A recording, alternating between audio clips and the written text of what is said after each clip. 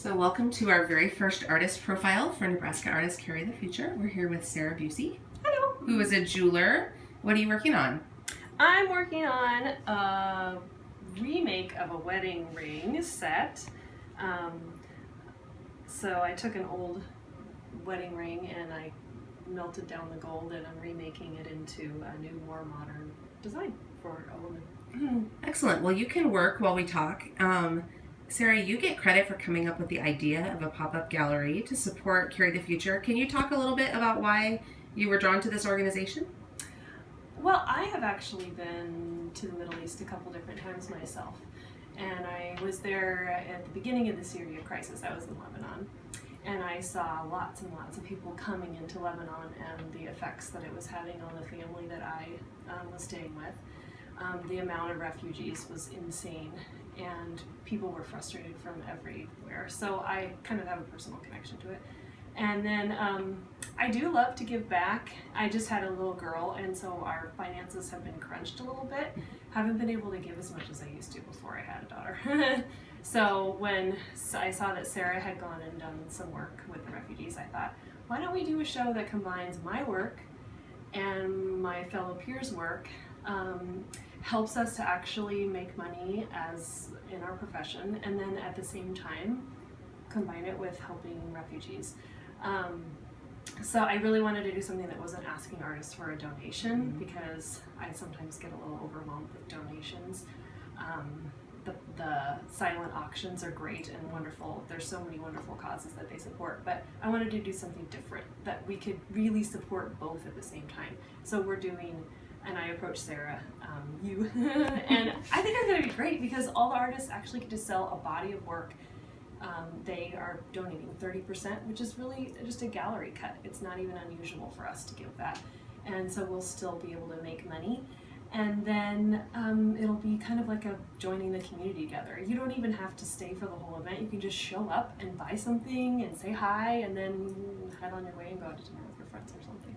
And so I wanted to be fun.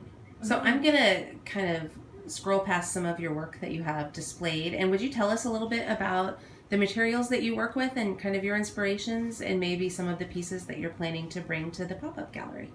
Yes. Okay. I work with sterling silver, precious stones, semi-precious stones. I like to use some found objects and some unusual piece. Sometimes I'll use plexiglass. I use old leather and found antlers. These are plexiglass and gold and mother of pearl. Often I'll find mother of pearl and cut it apart from old pieces and reuse it, because mother of pearl, you have to be careful with the with how it's collected from the ocean. I don't know, I do some etching. I like to use my designs, like I'll draw or isolate images that I've taken photographs of, and then I etch them with nitric acid. I use the computer and print onto this special paper. There's a couple pieces here with etching. This piece has an old Victorian lace etched into it. This is the same Victorian lace. I think the two pieces that are out are Victorian lace. Can you tell us the story? I'm going to close in on this for just a second, of this antler with a little strip of gold in it. I love the genesis of that idea. Well, this antler was found out on my parents' farm. They have CRP land. It's just a place where a lot of the animals kind of sleep and stay at night, and it helps erosion, but it's natural. And so we can go out and find shed antler. So I found this, and my dad is a dentist, and he taught me how to set a gold filling, which really, antler is the same material as a tooth.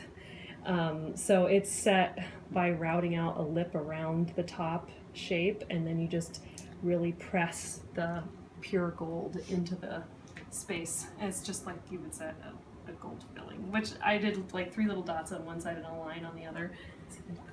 It's kind of like a little modern version of a gold filling. I like my work. My work is modern, but I think it feels like maybe it has a little history to it. I like to tell a story, so whenever I design, it's always around some sort of a theme. And it kind of depends. Sometimes inspiration comes from other people. I do a lot of work for other people. Like this ring is a custom design for a woman who's has 4 children, or no, 2 children, and then there are 4 people in their family. So I'm making 4 rings, and it kind of represents each person and their family.